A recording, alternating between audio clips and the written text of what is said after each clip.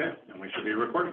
All right, good evening. Welcome to the February 3rd meeting of the Boston Civic Design Commission. It's now called to order. My name is Mimi Love, Chair of the Commission, and I'd like to thank the commissioners for donating their time, sharing their valuable insights, and shaping the city of Boston into a more beautiful, sustainable, and equitable place for all of its citizens.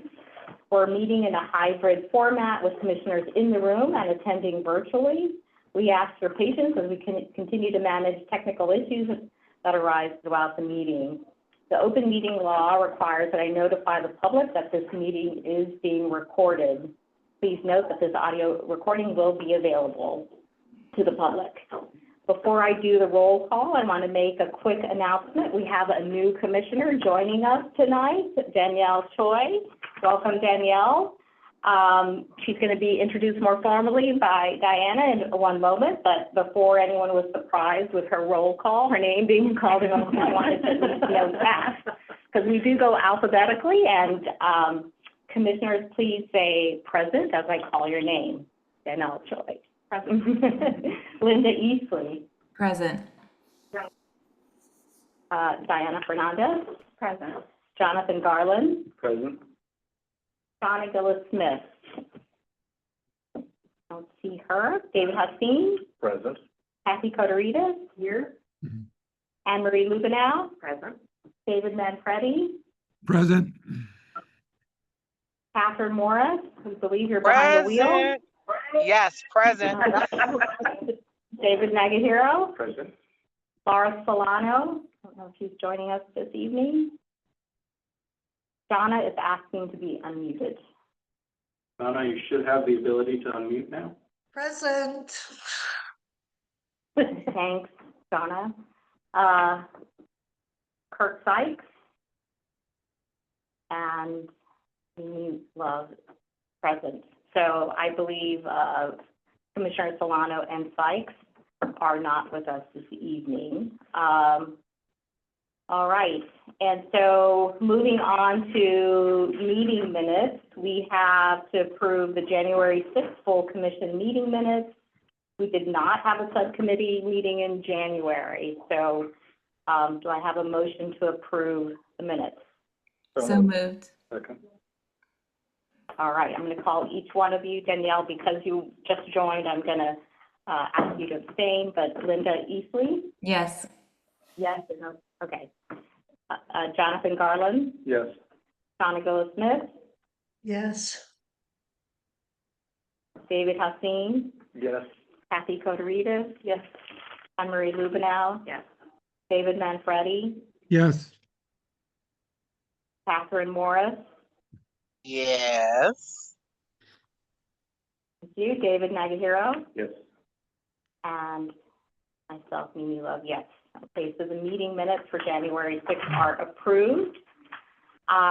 We have a short agenda today, but I'm going to hand it off to Diana Fernandez, Deputy Chief of Urban Design, to introduce our new commissioner.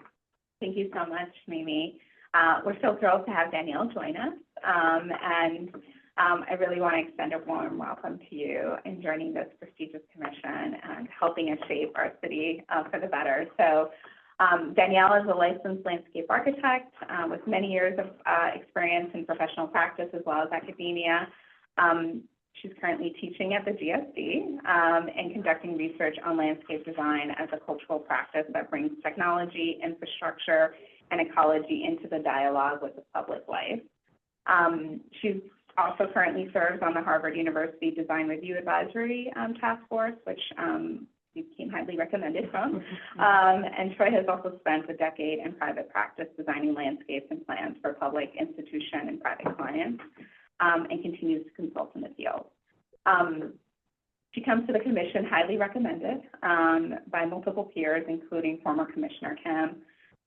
Troy is really recognized as a thought leader in the field of landscape architecture. And with you all, we will continue to support better design outcomes for our communities across the city. We were sworn in just a couple, about a week ago, January 22nd, and I really want to speak on behalf of myself, the mayor, and Kairos in welcoming you to this, as well as Seth and the rest of the BCDC staff. We're excited to have your unique perspective on the commission and welcome your voice as you join this incredible group. Woohoo! On behalf of the commissioners, we're excited to have you on board, and I think we'll just leave comments for casual conversation after the meeting, but we're delighted that you're here with us. We do have a short agenda tonight. We just have one presentation for review. We're going to be introduced to the Bartlett Place Lot C at 26 Bartlett Station Drive in Roxbury. I assume we're going to have the planning staff do an introduction, so I'll hand it off to them. I'm just going to give a little bit of a reminder that as of January 1st, public testimony is limited to introductions of projects, so we will have the opportunity to hear from the public tonight. Thank you, Mimi. My name is Seth Reisman, Deputy Director of Design Review, and this is my first meeting as Executive Director of BCDC. I'm excited to continue working with all of you in this enhanced capacity.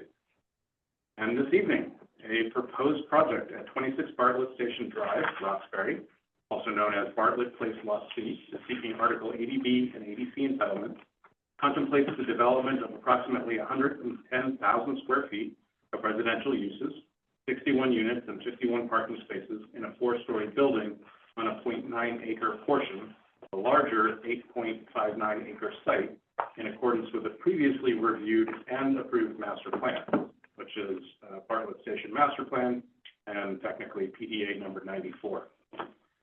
Though the project falls below the required review square foot review threshold, the approved PDA Master Plan articulates review procedures for subsequent associated filings, including this Commission's review. The proponent filed a P&F on November 18th, 2025, and a draft development plan on December 22nd, 2025. Planning Department staff hosted a project review committee meeting on January 27th, 2026, and recommended that the Commission vote to review the proposed IND amendment and project. We need a vote to review the project. All right, commissioners, do I have a motion to review? So moved. Second? Second. Right. As I call your name, say yay or nay to review the project. Danielle Choi? Yes. Cinda Easley? Yes. Jonathan Garland? Yes. Donna Gillis-Smith? Yes. David Hasteen? Yes. Kathy Koderitis? Yes. Anne-Marie Lubenow? Yes. David Manfredi? Yes. Catherine Morris? Yes. David Nagahiro? Yes. And myself, yes. So with that, I believe we can pass it back to you, Seth. Yes. Thank you. And I will turn this over. We have a number of Planning Department staff members here tonight who will present the zoning, planning, and design review context. Seth. Thanks, Seth. Ted Schwartzberg, Assistant Deputy Director for Planning Review, and for Commissioner Choi, for your reference, when we have a new project introduced, I always give a brief overview of the planning and zoning framework that you all will be reviewing the design within. So I'll present the planning history of this site. So as Seth mentioned, this is an 8.5-acre site. This is a former bus yard owned by the MBTA.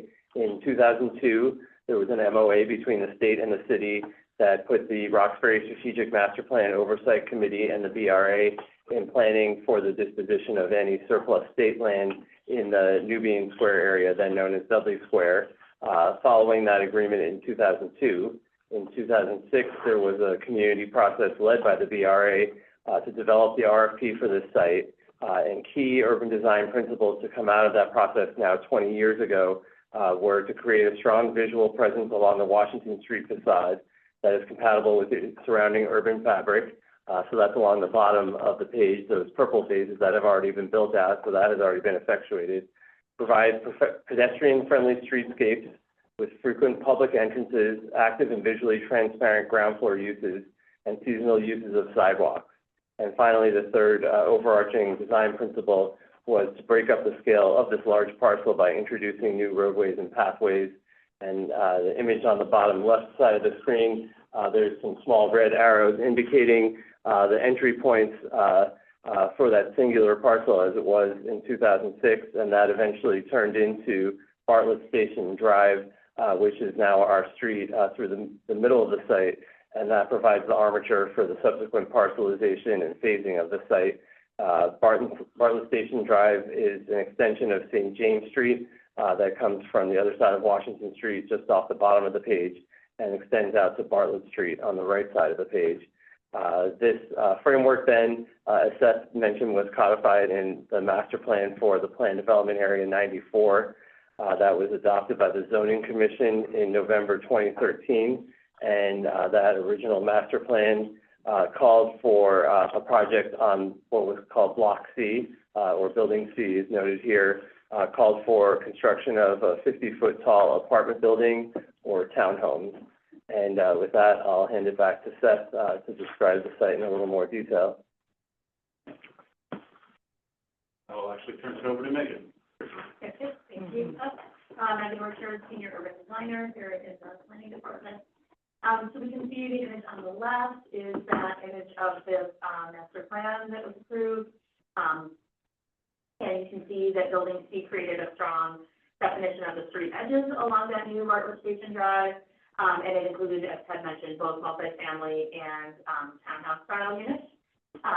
Then we have the image in the middle is the 2023 proposal that the proponent team came into us for pre-file, where they were kind of rethinking a little bit of the planning of the site and created that courtyard open to Bartlett Street there on the right-hand side, and you would enter the parking through that area. So we then worked with the proponent team and came up with the iteration that is there on the right. That is what they filed with. What we're looking at tonight is we had them kind of rethink the mapping a bit to follow more what was had been thinking with the master plan overall, to really create strong street walls and a street edge. And we did ask them to look at creating a placemaking opportunity, a kind of open space,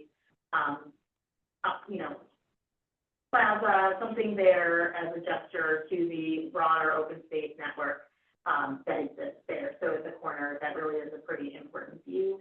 We get to the next slide. You can see these are the comments that we gave back in 2023 when we started working with the team. The street wall along Bartlett Street and Bartlett Station Drive was very important. We asked them, there's so much topography on the site, and so we asked them to really look at relocating the parking entrance to use that grade change to help with that. So putting the parking entrance at the lowest point of the site to better use the grade. We wanted them to think about better sun exposure for placemaking and the open space, where it should be located, and to really think about co-locating, thinking about that broader context and that new context that was created through this development of co-locating the residential entrances. So as you can see across from Building C, S5's entrance is there, S4 is there on the top right-hand corner. So really kind of thinking about how these connections can be made in kind of this new neighborhood that we've created and making sure that it has that feel. We talked about the placemaking opportunity at the corner already, and that you can see with that arrow, there are two, maybe this is my editorializing, 2.5 kind of important open spaces. Similar really is more of a parking lot in reality that's been constructed, and I think so that oasis, the corner, the left-hand triangle there, and then the lawn on Lambert are the two large public open spaces. And so really thinking about that corner and that connection to the open space and through the overall Bartlett site was really important and to consider. And so also then reinforcing we asked them to follow the master plan that calls for a pedestrian path alongside the road, so not making that private, but really making sure that that is also a public path that can take you from Bartlett Street over to Bartlett Station Drive and the rest of the site. Next slide. Are those the primary pedestrian paths for the entire, apart from sidewalks that I can see along the edge of the roadway? That's just the primary pedestrian circulation. it's a great change, and so feel free to speak out if you, so there is so much great change in topography that like on the left-hand side, you really couldn't create a connection. We tried, I know earlier iterations before I started working on this in 2018. Before that, I know there had been a lot of trying to make another connection, but finding from an accessibility perspective, it became impossible, and so I think we had to give that idea up. Great. Thank you, Megan. I will stop sharing. Oops. I want to share.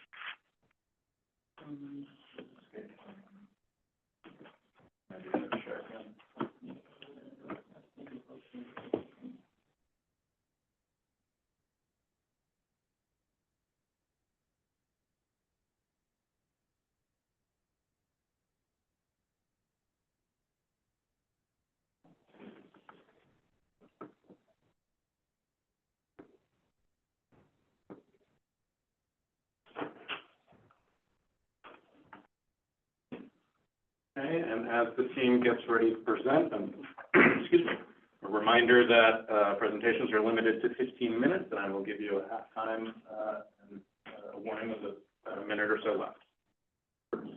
Thank you. Good evening, Madam Chair, members of the committee, PPG members and staff and guests. Thank you for the opportunity. My name is Nery Bugnalis. I'm from KD Architects in Somerville, previously known as Alpha Design.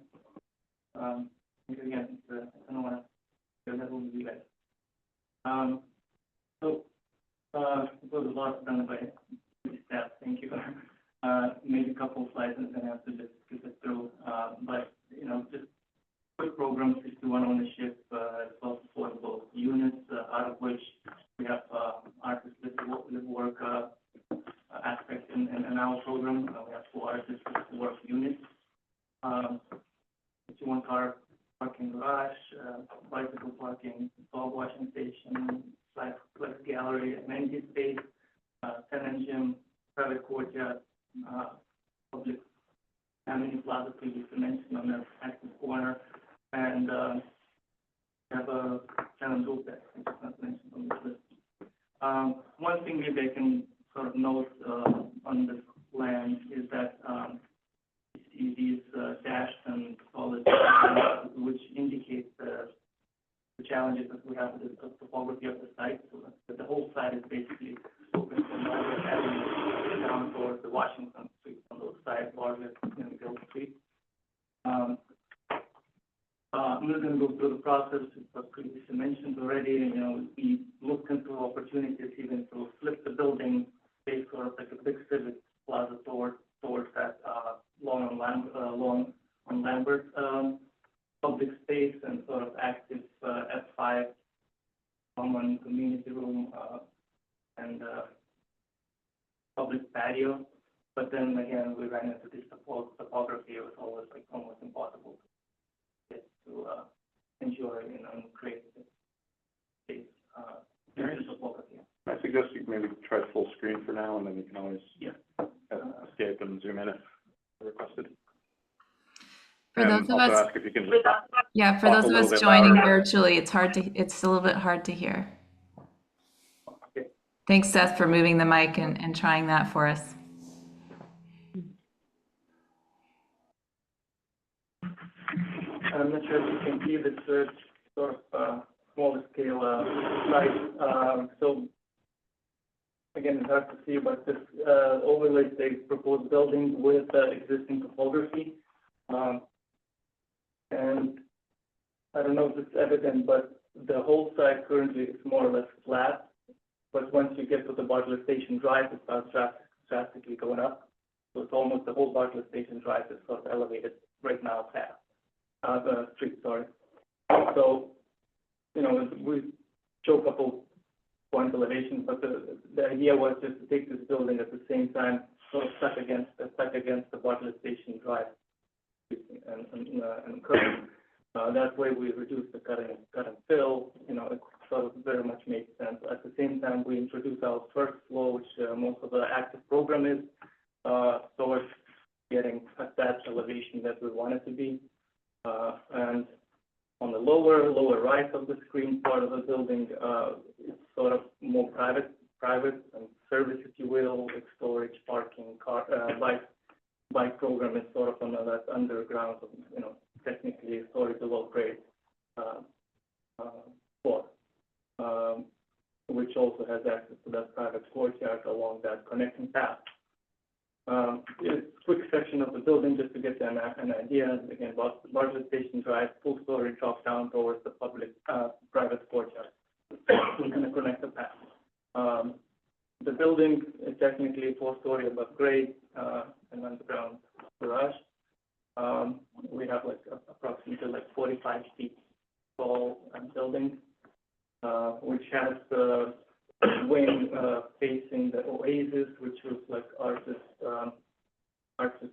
plaza, farmers market, flex space that it can be used for multiple purposes, including festivals. And I think that's the idea was where the Wooner could be activated for the Oasis program. So that the roof deck on this part of the building is facing that active public space. So here's the array. Just I'm going to orient. Again, we have landscape plan overlaid with the building. I have to mention that this red line, this cut line, which basically shows first floor, which is the upper part of the screen, as the rest of that floor is residential units, and then the lower part, the garage floor, which basically as well, which sort of will show what we wanted to show, but the rest is just a parking space. So lowest part of the site, and then sort of the highest part is at that active, very active corner. So that very active corner, we carved out the building to introduce that mini plaza that sort of correlates with this whole idea of active node on the site. We have a lot of public activity. In terms of the buildings, I'm going to stay with the buildings. So next to the mini plaza, we have flex space with a gallery, sort of amenity space, which sort of supports the artist live work program, where we have those 4 units along the Bartlett Station Drive, so the active zone, as well as the residential entry lobby, where as previously mentioned, is sort of in front of F4 and building F5 residential entrances as well. Going around at the lowest part of the site, we have garage entry, as well as we have interior trash room with trash chute, so it's not sort of exposed to the exterior extra doors, and then bike storage, dog wash station, and bike station, wash station, as well as a dog play park or a tenant in that general area. I'm sorry, are we looking at 2 floors at one time? I just want to understand. Yes. Okay. Yeah. The red cut is. The cut line, the bottom part is the garage. Okay. And which is stored below grade in the apartment. Thank you. Can you just tell us what elevation the courtyard aligns with? Is it the upper floor? The courtyard, the private courtyard on the bottom of the screen is the lower. It's lower. Lower. Okay. That's the sort of the garage floor. Okay. So yeah, I'm going to jump into the landscaping. So we have this connecting path, sort of the landscape with the flowers and shrubs. We also listened to the community. There was some requests to introduce break planting. Rooftop program was another thing that was sort of voiced, and we sort of followed that through. But the idea of the courtyard is a private courtyard. Maybe some of it will be probably gated.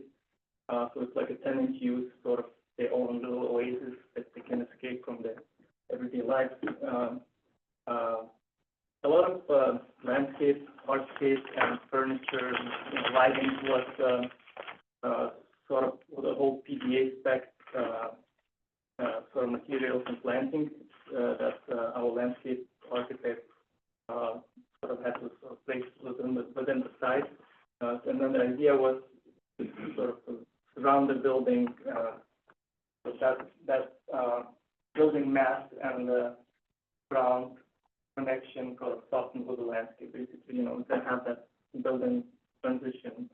The areas, you're over halfway through. Okay. And then let's go to the next slide. So a bird's eye view. So you see the matching of the rest of the buildings, F5, F4, Kenzie D, public plaza oasis, and then here's the roof deck on that sort of lower three-story part of our proposed one leg, if you will, of the U-shaped building, to reduce the scale from Bartlett Station Drive. Garage entry, sort of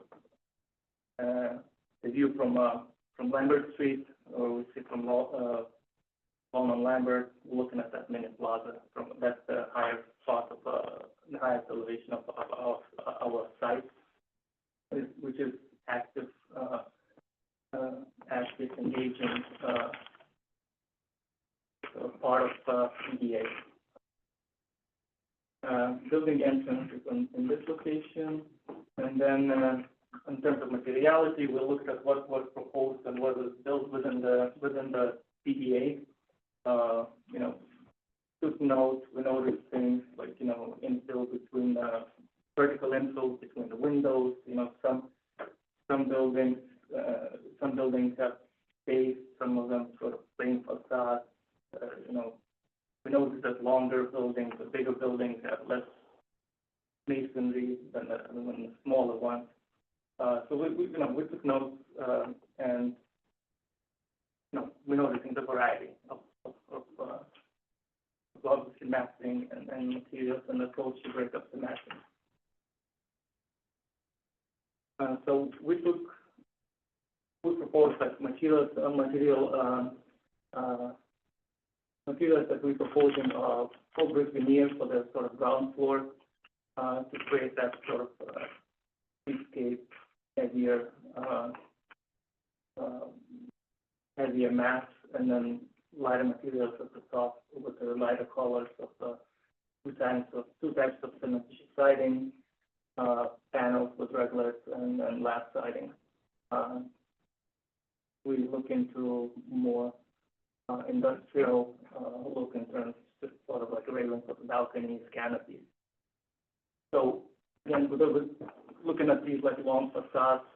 So at the same time we use we sort of taken the side and curvature of the street towards our advantage, where we break the buildings in the corners, and at the same time we're using those two sides bays or oversized bays.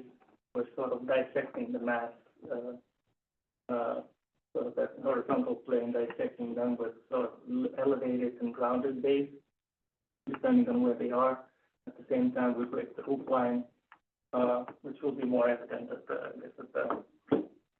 the rendered views, perspective view. In terms of brick, we highlighting the entrances to the building. We introducing storefronts. So we're proposing like two-story brick, dark windows, cast-stone sills, and headers. Can you just point out the building entrances, both for people and for vehicles? Yeah, so this is the main residential entry. That's on that active side on the island, and that's the mini plaza area. And for the garage entries on this elevation here, sort of like overhead doors, and that's the bike room entrance. And these are like a louvered garage ventilation, which is landscape around sort of behind them, not the center. So we're gonna go. You see this little key. We're gonna go sort of around the site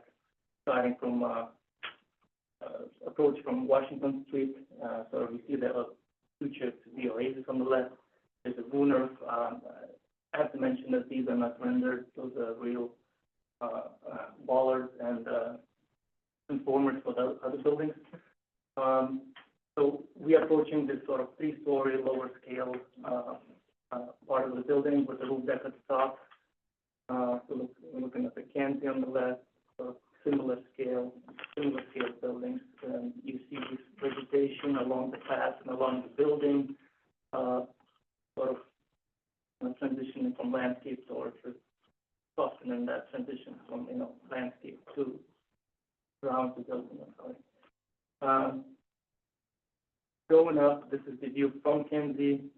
You see that sloping side down. There's a roof deck at the top of this in this location, facing the oasis. Now we're approaching that active corner where you can see elevated grade entrance to the a community artist gallery space, and then at the same time you see the building across the street F5 as well as the same sort of ground floor.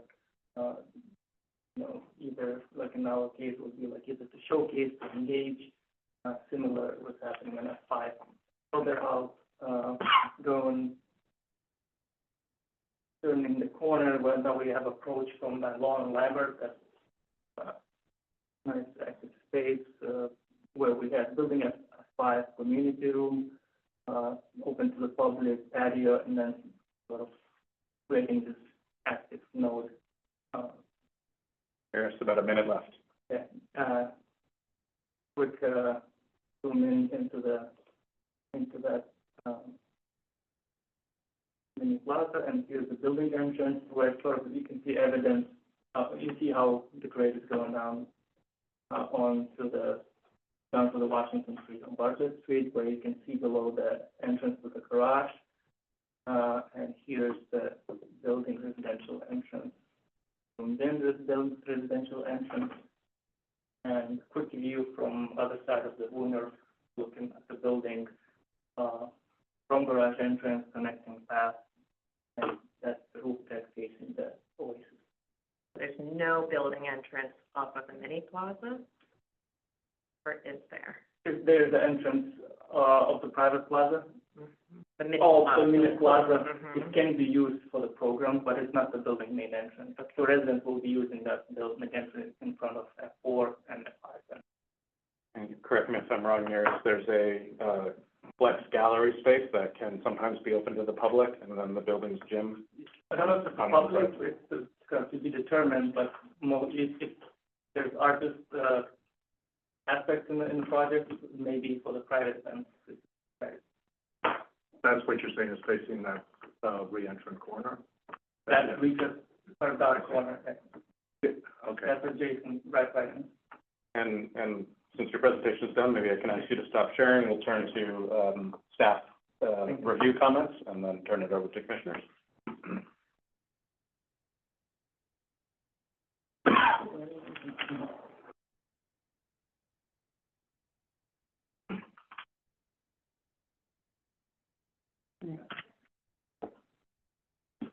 And Marco. Hi, I'm Marco Sanchez. I'm a landscape architect with the planning department. I'm joined by Jill Vick, the assistant deputy director for public realm review, just in case for some more site context. Number one, the plaza area connects to Lawn on Lambert and Lambert Avenue. This is a key connection to the greater site. We believe that this area has an opportunity for better placemaking. This could be achieved by additional seating, creating a canopy that responds to the ground plane and frames the space. Two is our inner courtyard for residents with seating. It provides a passive outdoor space. This is an early conceptual design which borders parking on all sides. We believe that the parking is an argument for screening the vegetation along all sides and consequently can pull the circulation inward. Three is sidewalk is an important public through walk connection. The private courtyard could be fenced off from to create a threshold which would separate the public from the private. And number four, building entrance. We think that this could be stronger and more welcoming It connects to the main residential lobby and right now feels under-designed. And just wanted to note that there's over 11 feet of grade change from 54.4 at the top to 42.6 at the bottom. Thank you. So, in terms of the design review, from our feedback is that, for number one, we have talked about, we asked them to consider creating a more cohesive but simplified design language through materiality and plane changes, consider the role of the bays in relationship to the brick and the white panel zones so that you kind of get a cohesive feel all the way around the building about what's utilized where and when, and to clarify that idea and then deploy it consistently throughout around the whole building. Number two is talking about the opportunity to create a more meaningful, publicly accessible mini plaza there that relates to what's happening inside, in terms of the gallery and art functions. And then can this also serve as a secondary moment of entry to really think about that and kind of unify that with the rest of the site. Reconsider the materiality of fenestration that's happening there. It's really like a special moment at that corner, and is there a way to call attention to the specialness of that, what is happening inside as well as on the exterior. And then reconsider the configuration of the plaza itself for everyday and event use, like really kind of rethink how that's laid out. And then three, how does the articulation of the primary entrance relate to what's happening there at the gallery entrance? Like there should be a kind of like entrance design language that I think could help unify things. Thank you. I'm going to stop sharing, and Naris, if you could share your screen again. And commissioners. Yes, and I was gonna, suggest that we have our commissioners who are online go first. I'm happy to see that Linda Easley is ready to get the conversation going. Maybe once they're going, we can just have a conversation and you don't have to raise your hand. Little yellow hand. Should get passed. Linda, is there an image or a drawing you want to start with? Yeah, maybe just the site plan is good. Yeah, thanks, Mimi. First I wanted to just say that I really appreciate seeing the evolution of this site, and also really appreciate that where we've ended up today in more of a C shape really helps to frame the street edge in a way that the L shape didn't, the L shape that had the drop off there off of Bartlett Street. And so I think that really makes a big difference, feels like an urban site and less suburban. And also appreciate that you've shifted the courtyard to grade. I know it's coming off the Woonerf now, and originally had been a little higher, almost like a roof deck. And I really like that it becomes more of a neighborhood amenity now, and that you can actually access it from that sidewalk that's moving, I think, north to south. So thank you for that. I shared some of the concerns that we just saw in those last couple of slides, and would love to hear more about and learn more about how that courtyard would be activated at that ground level, because it will be bounded by kind of inactive uses. And, you know, if it's going to be screened, as we heard tonight, what does that look like, and how does that impact the way that the courtyard is programmed and used day to day? And then we also heard in the last couple of slides another one of my concerns, which is about the building entry. So Megan, I think you started us off by saying that one of the original urban design goals is that the entry for this building, building C, and the entry for the building right across Station Drive, which I think is building F5, that those entries actually were across from each other, or roughly across from each other. So there's a coordination there. I am just wondering if there can be more exploration. While I like that idea initially, I actually think that the way that the building has been designed suggests that picking up that major access from the lawn at Lambert and beginning to express a stronger building entry on that corner, what you're calling the mini plaza, makes more sense to me. The existing residential lobby is a little bit hard to find. And because you've picked up on that access from Lawn at Lambert, it really feels like that would be the area that would signify people using day to day. I also wonder about that mini plaza. If it doesn't have another use, I wonder if it will become more of a forgotten space, since there won't be a lot of users coming in and out of the gym onto the mini plaza, nor from the gallery space onto that plaza day to day. And so it may end up being an area that just isn't used very much. So I'd love for the team to think about that. Could there be that secondary entry where you could actually enter the building there? Or have you looked at the possibility of having that main residential lobby there, given where you need to have the building core? So, so those are my questions and comments. I'm going to keep going with Shauna, but feel free if you want to answer any of the questions. This is our first meeting, which we do imagine proponents will engage in dialogue. If there is something you want to respond to. But let's have Shauna give her comments. Yeah, I will jump in. First of all, I apologize. I have a little bit of a cold tonight, so my voice is a little odd. And thus I decided not to come and share my evening with all of you in person. I very much appreciate first of all, the 61 ownership units, as well as the artist housing. It's a significant need.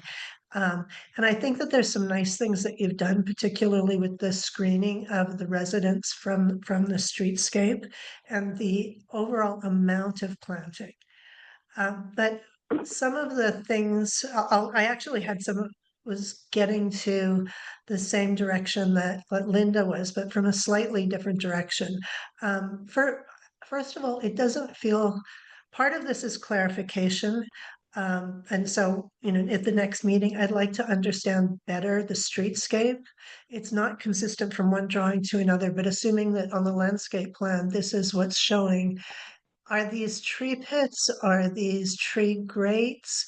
It feels the overall, this property itself feels lush. The streetscape experience actually feels kind of harsh. And so I would at least like to see street sections in the next round, understand if the trees are irrigated, if there's structural soil, and what the dimensions are between if it's a tree pit or a tree grate and the planting at the property line itself. I also, maybe I'll circle back to the same place that Linda ended. I think that the comments about screening within the courtyard itself and the programming within the courtyard itself. So if we could just stay on the plan, that would be great for now. The plan that we are on I echo them. The screening also doesn't necessarily need to be exclusively planted screening. Because if we are talking about having significant artists, not, at least 4 of them in this building, it could start to define the character of some of the non-planted screening. But I think any way that we could activate the private courtyard by having some amenities, such as we were talking about the gym or the gym that had been mentioned on the corner, potentially the gym being located in adjacency of the courtyard might start to also activate it, or some other amenity space. So my concern, and then actually I think it's really important to see the section and elevation or views of what that courtyard looks like from the Veneur, because it is private. So what is the public experience of that courtyard is pretty important. But then I want to get back to see if there's any other things in here. The mini plaza, the And I keep looking at this, when I looked at the plan, still keeps telling me that that's the building entrance. Um, and I agree that the other entrance from an accessibility perspective also works, but it's really hidden. It's kind of disappearing in a corner. There's a significant planting buffer in order for you to get the accessible route in. And I'm not sure that that's helping that much. I'm also, I guess fundamentally, one question about the mini plaza is it a plaza? And I'm saying that because the grades don't look like it is a compliant plaza, being less than 2% in every direction. So it means that and that's, just eyeballing things, but it's about a foot of grade change in what looks like it's like 30-ish feet. I might be misunderstanding things. So I think that it is a good access into something. If it does need to be if it is going to be a plaza, I agree it should be activated. The gallery space, I had trouble finding a door into the gym or into the gallery space. It looks like there's one in the gallery space. I don't know if there's one from the gym. No, into the plaza. There's no door from gym to plaza, no. Yeah, so the only door is from the gallery space, which frequently the flexible spaces aren't used very often. So I am quite concerned about not being able to activate that space as well. And so it does seem that considering shifting the program around of entry, of gym, of giving a real identity of what that gallery amenity space is. I think it's a little, there's no real thing there yet. Gallery, maybe who's operating the gallery, who's showing, is it public? Amenity space, what type of amenity space is it? I think it's really, if that is the thing that's defining your corner, it really needs to be articulated what it is. And it does seem it would be an easier swap potentially. I don't know all the grading and the programming issues to move the entry that location. Of course, it's going to be farther away from the elevators, so that might be an issue. Let me see, that may be.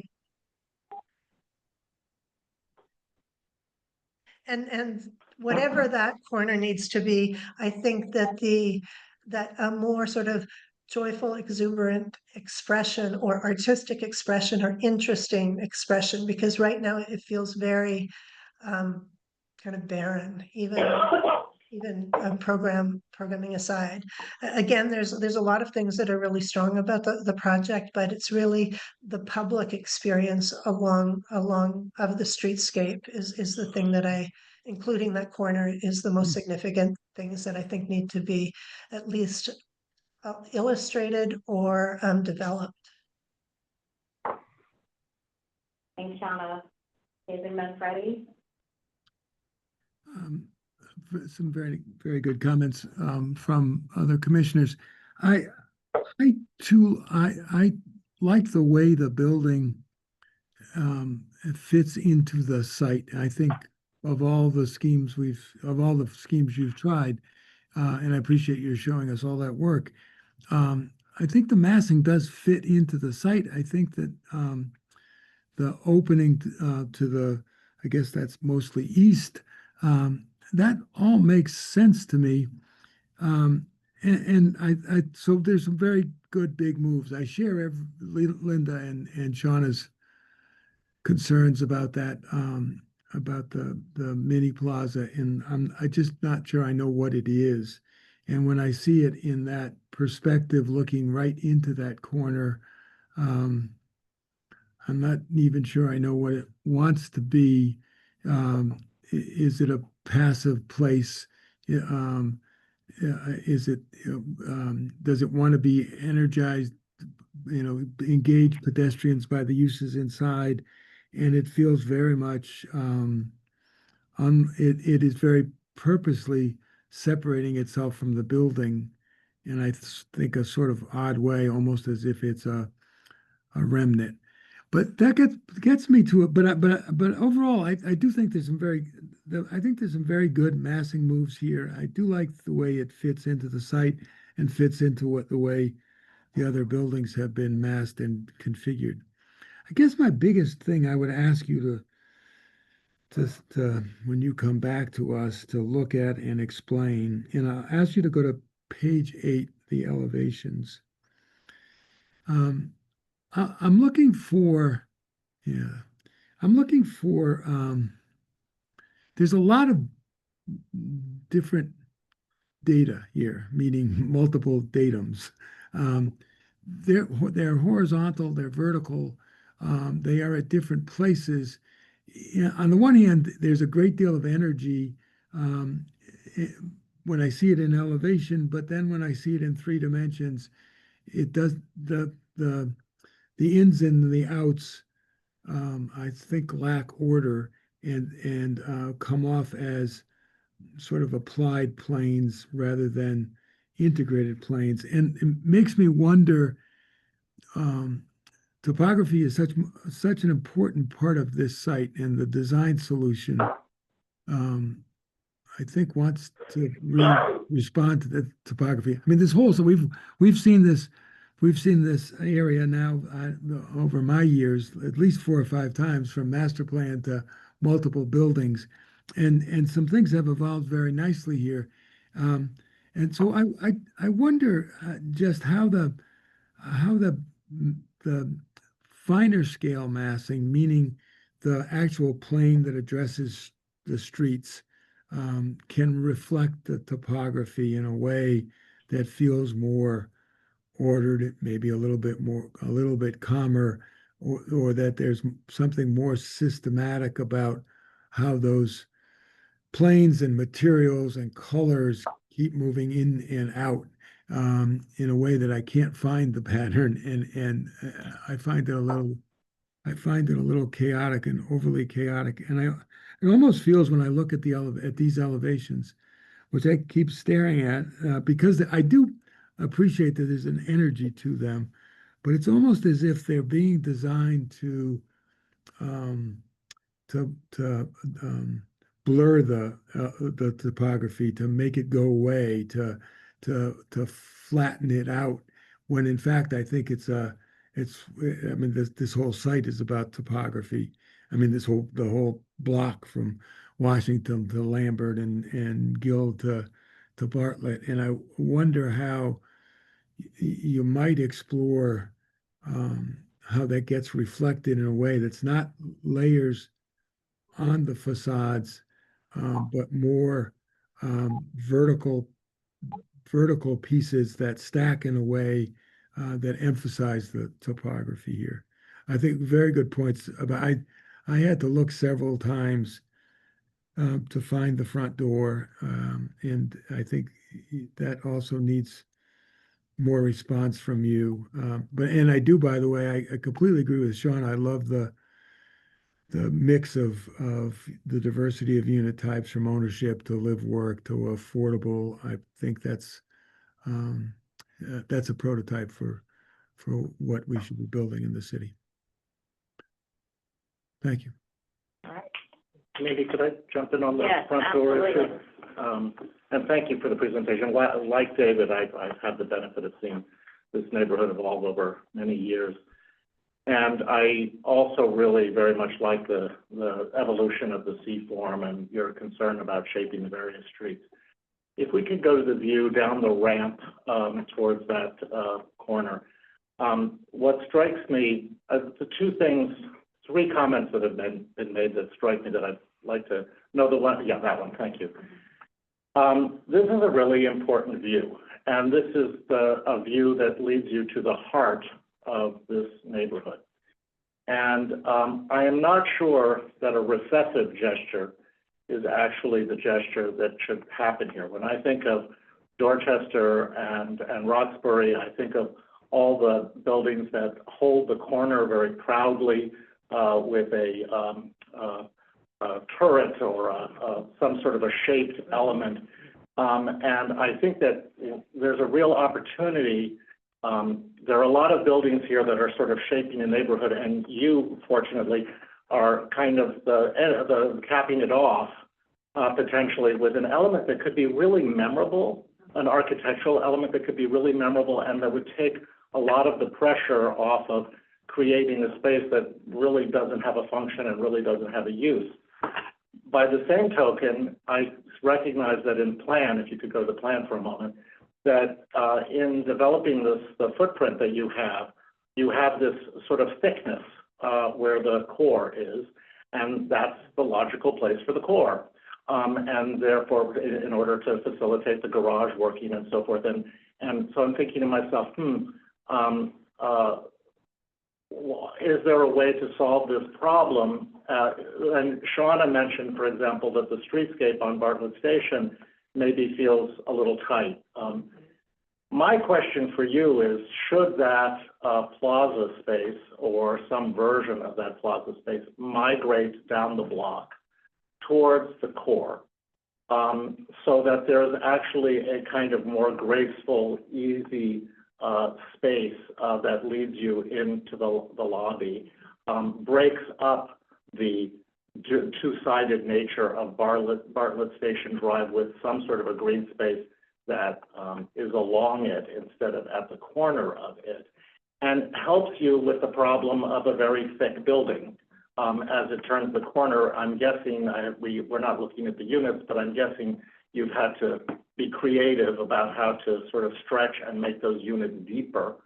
And I feel like that cut-in or that carve-out would probably be more helpful to you, closer to the elevators, closer to the lobby, and give you an opportunity to make, I'm usually not one for quote-unquote making big architectural statements, but it feels like that corner might be a real architect's opportunity to do something special, and that becomes maybe emblematic or iconic for this really decades-long development that has come together now to form the heart. So I would ask you to look at that, since you are, and then you don't have this problem of how to activate it with a gym or an artist space, which I'm, having worked on many of them, know are very problematic in terms of staffing them and when they're open and all that stuff. If it was off of the lobby, so that the person who's manning the lobby is also able to sort of man the gallery space when it's open, and that's activating some sort of an entry plaza, I think it could be, without changing very much, I think it could really be a stronger diagram. So I guess I'm putting that out there for you to consider. I was actually jotted down the same thing, that this is really a pivot point. This parcel that you're working on really becomes an anchor for the entire site. So thinking about that, its role within the entire development that way, also recognizing the paths and the decision to make that path that comes down the hill, thinking about how do you, rather than, I agree, the recess does not feel right to me, but I think instead anchoring that point, redirecting. I love the idea of moving the recess further along the Bartlett Station Drive. I also think that creates an opportunity. I was thinking about I had questions about the location of the gym and the different spaces vis-a-vis the courtyard, because I thought if the courtyard is intended to be for the residents, might that gym be better located in a way that's more proximate? And then if you move the building entry, I think recessing it helps to begin to address the design concerns that were raised by my colleagues. Also, I can imagine an opportunity where there might be some event, a party, a birthday party, an artist opening of some sort that would make use of the courtyard, and just strengthening that connection of how people move through the development site. And Marie and David, if I maybe could ask clarification. So you're thinking maybe more of an architectural sort of statement at the corner, but more of a programmatic and sort of open space statement at the entrance midwalk. I hesitate to walk across the street, but especially with the site plan up at these two buildings here in this pivot point, should this happen here? Right. And some other architectural element happen there. And David, Can you take, so you see that blue bar on A? No, on A. That thing, yeah, just drag that up the page and connect it all the way to F4. So it becomes a bar. That whole bar. Yes. C That, becomes, before it has from that A becomes to bar. C to Yeah. F4, that whole 60-foot bar can be further articulated. Yes, yeah. Yeah, so That, you yes. take this bar, Yes. to this Oh, bar, oh, and connect to then that, that yes. bar. With that break, you get that more. Yeah, formal- but I see what you're saying, by doing. Yeah. this, Yeah, you just have this it creating on the the- actual plan Yeah. for that right to articulate, Yeah. 100%. Yeah, and I would add too, as you, David referenced, you know, lots of great precedents in Roxbury. I think that would be something to bring to the next, subcommittee meeting, or precedents that could become inspiration for this, not just from Roxbury, but elsewhere. I think there are many different ways to approach, actually, both the building entrance and the articulation of that corner. Well, you know, and earlier there was so much. Should we point on the screen so that Linda, David, Yeah. and Shauna know what I we're was talking gonna about? ask if it was good point to do that. Or if you could even sketch, I don't know, with or in Zoom, or From A. yeah, I can even do it, sorry. But you know, the context, I remember I'm from. doing this with my finger, you all, so I'm sorry. Ooh, why is it going away? Yeah. And so, right, so Seth kind of put a circle where we're talking about relocating that open space, entry point, and, you know, helps clarify the diagram. And I think also what would be very important in our next review of this project is understanding where the building entrances are in the other buildings in this development. Like, you've mentioned it, but I think that I'm just trying to synthesize all of this, because I love the idea of the logic of locating the proposed new location of the building entrance. I would be comfortable with it moving a little bit within the zone. And for me, the big idea is let's move it, you know, let's build out the corner where that mini plaza is. Let's think about the building entrance as a kind of a programmatic connection and recessing it. But I also want to think about the experience of somebody walking or driving down Bartlett Place, thinking about where are these entrances. And I think this issue of how do you market is vital. Well, I remember from years ago, the F buildings, the beige buildings, so much discussion about how those would weave back into the neighborhood, which really had a lot to do with their scale and so forth. And right now, it's really held to the perimeter. I think that central locus point could be a place to sort of bring that neighborhood character back into the heart of the project in a way that. Because you actually do see that from, given the incline, from up on the hill, the residences not in this particular footprint can look back and see exactly that view. Yeah, and it should feel like the same neighborhood, right? Like it should feel like you're at the. And I actually want to say that I compliment you on, David's correct, I think, in terms of the way that the big surface of and the different planes of the building are presenting right now, and there's some work to be done there. But what I like about what you've done is how it actually, in color and scale and adjustments in various height levels, relate to the neighborhood around this entire development. So I do think this is an opportunity to take that one step further and create something that relates to the architecture of Island Park at the top and extraordinary buildings coming down Giles Street. Yeah, the view, so that, what's the name of the open space just next to F2? It says Long Lambert. Right, I think to David's point, if that piece that we've been talking about, the plaza, and I don't want to dwell on it because I think everybody's made some fantastic comments, but I think you're right that could be a real architectural, maybe the solution's an architectural icon, but really it should help to strengthen the lawn on Lambert. So as opposed to having two separate open spaces, it really creates a critical mass and reinforces the importance of lawn on Lambert if it's bounded by edges, strong building edges. But I just want to focus on two other points. One is the other open space, the privatized courtyard at the center of the site. And what got me thinking about this was that it's bounded by cars on three sides internally, and then also bounded by the Winnerf, which is effectively more cars. is there a thought, or maybe you looked at this, at raising it up one level so that it's at the level of the residence, and then all of a sudden it's not bounded by any cars, and you're sort of overlooking, because it's already privatized. And so as opposed to having a screening element or a green screen that dies in the winter months, if it went up a level, you probably could get closer to a 1-to-1 parking ratio, which I know is critical for home ownership. But you can get the residents then directly engaging with doors out to this outdoor space. You don't have to deal with car emissions and that sort of thing. So I just wonder, is it possible to think about elevating it? And the second point was more what David Manfredi was mentioning about the facade.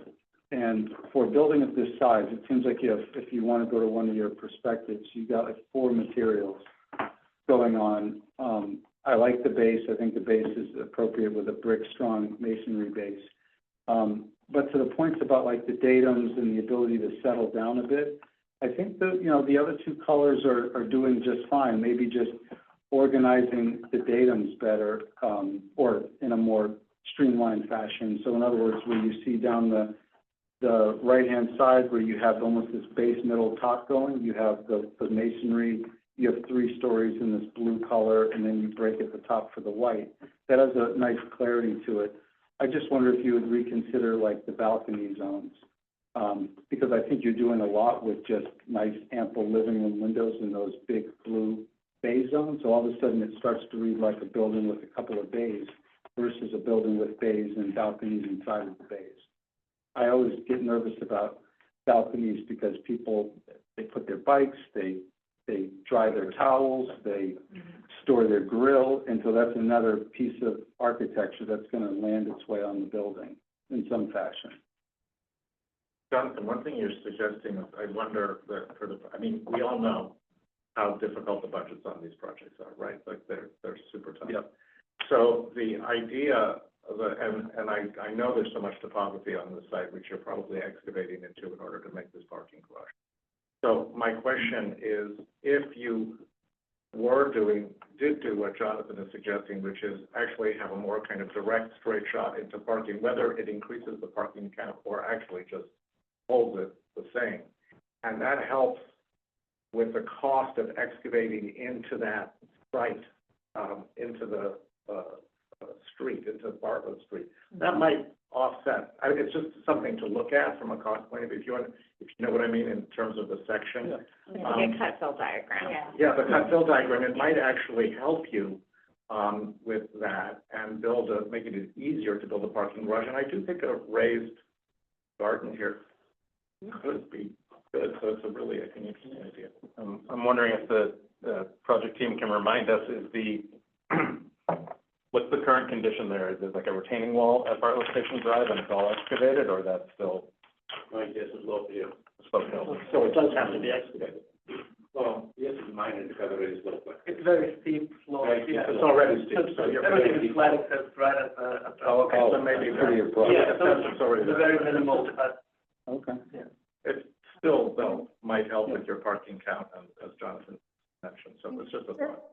If it were to be raised, I think it would still be important that there's a level of relief from the building wall and kind of a thicker green edge as you're walking along the street, the internal street that borders the Vernerf, because I think having the Vernerf on, which is really very nice parking lot on the left side, and then having, a little bit of building, parking garage and building isn't as nice as it could be. And even if it was just like a thicker green recess, it would help with the building articulation, but also help with the pedestrian experience.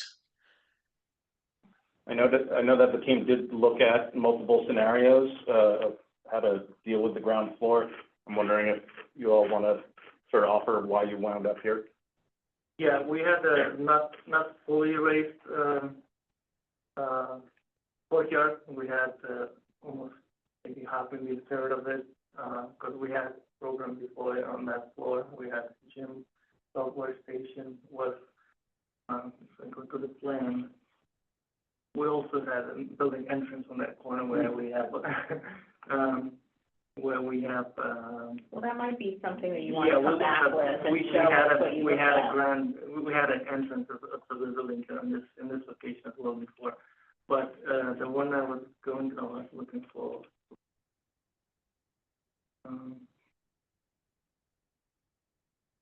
yeah, so we had like maybe a third or at the green roof and sort of some program in that, lower floor access from like a garage, from elevator.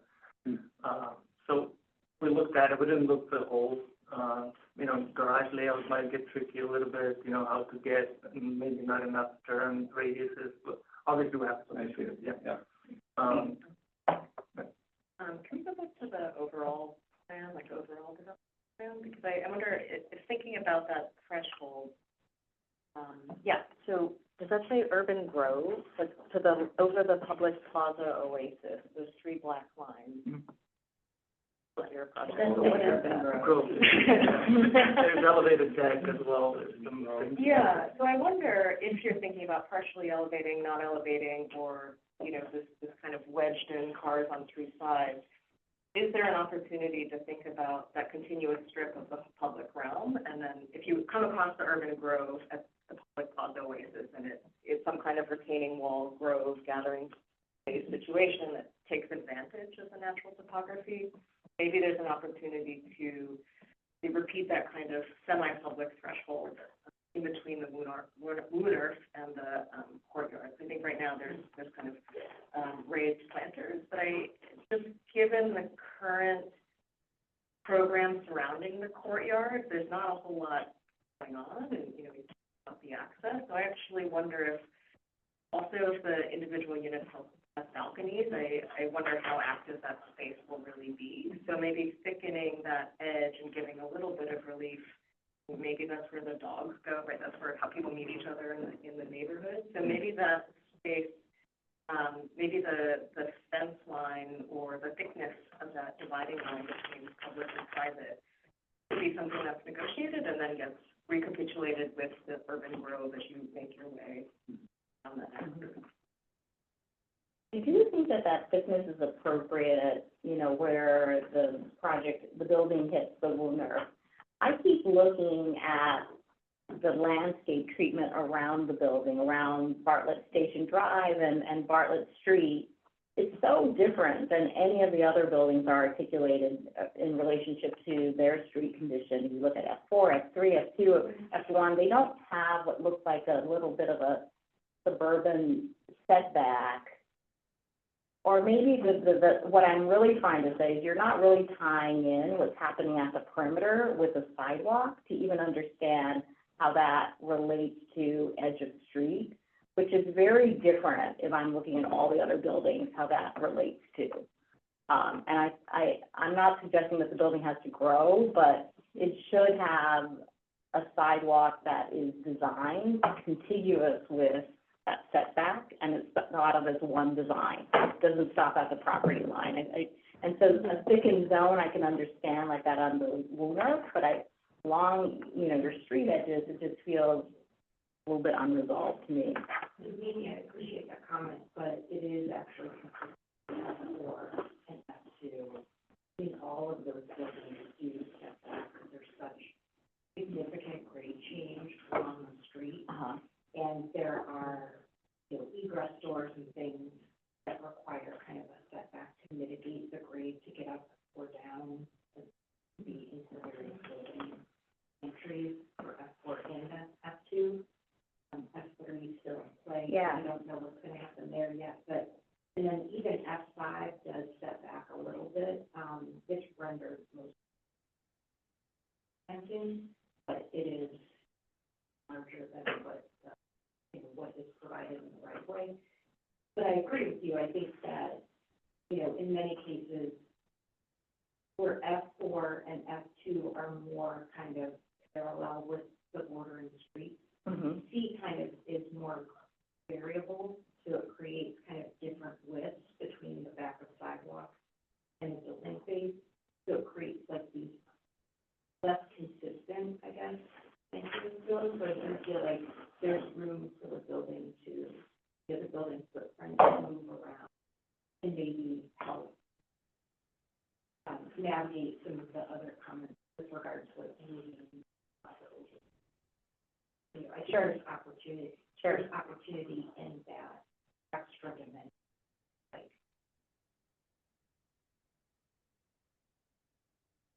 And I think it could be as simple as bringing images of some of the other buildings. We can obviously do our due diligence too, but this is a place, and I just want to make sure there's consistency of how that's being approached. Is that even the landscape?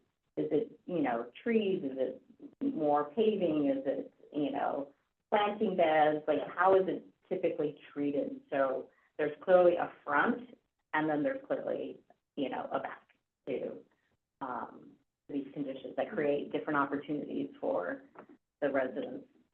I would add too that the other piece I'd like to see in the next iteration of this is there's the context of this building within Bartlett Place, and then within the surrounding context of the neighborhood. And that, other than, this is what I got used to doing this virtually via Zoom, looking at my Google Earth map, like really understanding what's the character of the surrounding neighborhood. Are there moments from an urban design standpoint you might respond to in terms of building entrances, typologies?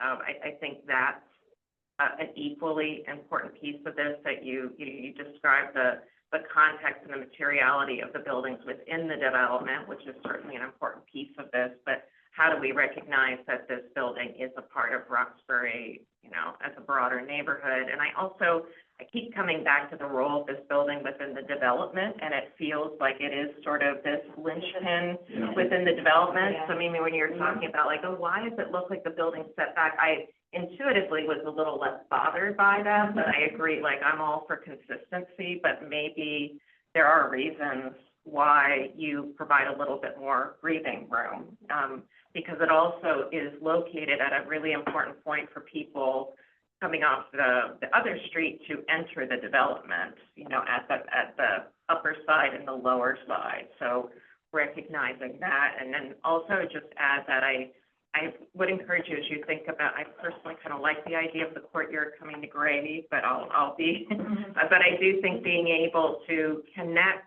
I think so often when we see these developments, we're seeing a lot of these raised courtyards, which to me just intensify the privateness of them. And I'd love if you can figure out a way to do it from a functional standpoint and a budget standpoint to actually have access, so somebody could leave the building on the upper courtyard, spend some time there, maybe they're walking their dog and decide, it's a really nice day. I want to go out and go through the courtyard into the, into the neighborhood. And then you talked about the ventilation grills. Can you do more than screen them with landscaping? Is there some simple design of those that could then be further articulated in whether it's fencing or the exterior of the parking garage courtyard? So that becomes part of that urban experience for somebody, a pedestrian walking along that pathway. I have a request, maybe for the next meeting, which is if you could go back to that larger site plan, and that's responding to some of the comments that we just heard, the larger one. Since Jonathan mentioned, I can't unsee this bar that extends from the lower left-hand corner from B across to B, around A, making the corner, going up through C, and completing itself with F4, right? Like that whole sort of facade line that is framing the more urban side, really, of this development from the smaller scale side, which is on the other side, as I recall. I think seeing the C facade in the context of that unwrapped B through C through F4 facade would be really interesting, and might actually help with some clues for some of the rhythm issues and things like that David was initially mentioning, and how all of those things are ultimately tied together. So it's just a request. Okay, Commissioners, we're coming up on over about 45 minutes of discussion. We have Catherine. I see your hand up. I'm almost home, I promise. Whew, I love New England traffic. The thing I just wanted to lift up, really from a metaphor standpoint, is building C, I look at as a heartbeat, and all the connected pathways and green spaces are the arteries. And so, from all the comments that have been made from the commissioners, which I do agree, I just want to plant this in your mind about, all the life that building C will give to everything else. And so, how do you surgically make that happen? I think all the recommendations of people's experiences when they enter into this larger context, what is that going to say about building C when the last brick is laid and we're 10 years from now? Is what I just want to lay out metaphorically across all the things that you've heard, is really looking at this particular building as one that gives life to everything else. And how do you want to design that in a way that it stands the test of time?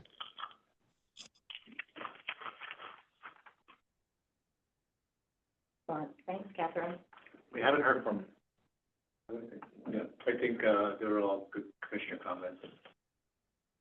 Thank you. Okay, we'll turn to public comment, if you don't mind taking down your share.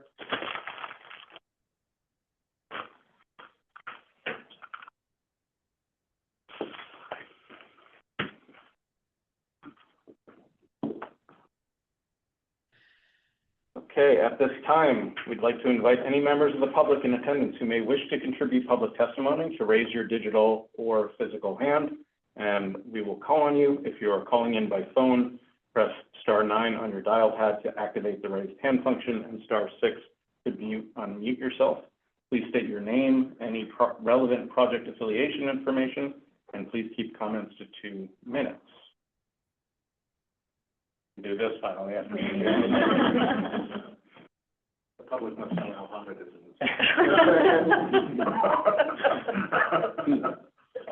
Not seeing any hands, we will close public comments and turn it back to commissioners for thoughts on next steps. And just to frame this, as I forgot to mention at the start, commission review procedures recommend no more than 3 meetings, as this is a single building project. So I think I heard today a fairly common endorsement for a lot of the larger massing moves that this project has made, and a lot of the beginnings of the approach to the architecture and the landscape architecture, with a lot of with refinement needed in each of those areas. Particularly with the entrances, reconsideration of the mini plaza, and reconsideration of the center plaza. And so, of course, with up to 3 meetings, we can send this to subcommittee. Another option, if you all felt comfortable, would be to ask the proponents to take these comments away, refer them back to full commission, but we would hold them from full commission until we felt like these comments were addressed. But I think we should have a subcommittee. I agree. Agreed. Okay. I also really like David Hassin's comment, the idea of unfolding Washington Street and Bartlett. And I don't want to, not trying to make a lot of work for the proponent, but I would like to see buildings B1 and B2 and A and C and F4 in this kind of continuous street wall. It's the wrapper for the block. And, one of the things I've complained about over the years is how we usually see these blocks. We see a lot of them, and we've seen a lot of them over time in South Boston and other places, and you don't understand the totality of the block, or how it has deteriorated at times because of the sort of cacophony of language. And here I like I think Shauna several times said this is oh no, I'm sorry, it was not it was Anne Marie, it was the linchpin of this. If this is our last shot at this, at the perimeter of the block. It'd be wonderful to see it all together. I loved Catherine's comment about thinking about it as being the heart of the development and the artery running through. I think that is just a really important sort of foundational position to take in terms of the buildings within the development. To be sort of dumb about it, I think like standing in what's the park that's in the upper left that's already built, what's it called, the lawn on Lambert? Like standing in that park with your project in the background, the heart of this, to me is the Instagrammable moment of this project, right? This is where you take your selfie, you're in the park and you see whatever that corner is behind you, and that's the heart of this development. What an incredible opportunity, really, I think. So I hope, I think that should be like an image that you have, that you hold in your head. Yeah. And to take some of the pressure off, because I want to put the pressure on. I mean, it is metaphorically interesting that we're saying it's the heart, but it's also one of the last pieces to go in. So in many ways, you're having to play this posture of responding to all these other edge conditions, building conditions. Sometimes it's just easier to kind of like, simple is sometimes the remedy, because there's so much other things to respond to. And yeah, we're not saying that's the complicated. Right. Yeah, and I would ask if you could please do a series of sections around the site. Yeah. I think because it is the heart and it is one of the primary pathways, I don't have a good feel of what it feels like walking down and up against the building. And I think one of Mimi's points about that kind of cross-section is really critical, the scale of pedestrian movement through there. It feels like it might be, is it parking, are the residents, 5 feet out? Just trying to understand that relationship. Mm-hmm. And then the artist blocks as well. That relationship to that sidewalk, I think, is pretty critical, thinking about how that is, activated. We typically have landscape architects come and present to us, so you may want to ask them to bring sections of the sidewalk and bring sections at key moments, so we really understand the relationship of the, street edge to building edge as we go around the block. I think that would be really helpful. And actually have them talk also about the courtyard too, and how it's relationship to screening, garage, if it's elevated. We gave you lots of ideas to think about. I think it'd be nice to have. I think what you heard tonight is mostly planning strategies, and it's not reorganizing too drastically. It's really getting to that entry point where the open space is what we're all focused on. And I think once that's resolved, I think we can have a in-depth conversation about more of the granular architectural expressions. All right, we did hear some comments tonight. But I think these are all excellent comments. I still need a motion.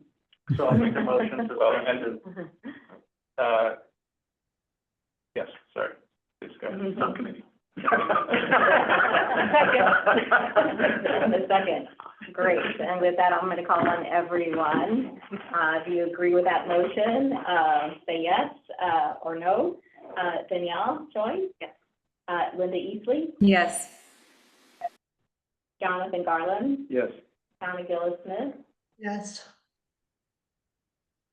David Haseen? Yes. Kathy Koderitas? Yes. Anne Marie Lubenow? Yes. David Manfredi? Yes. Catherine Morris?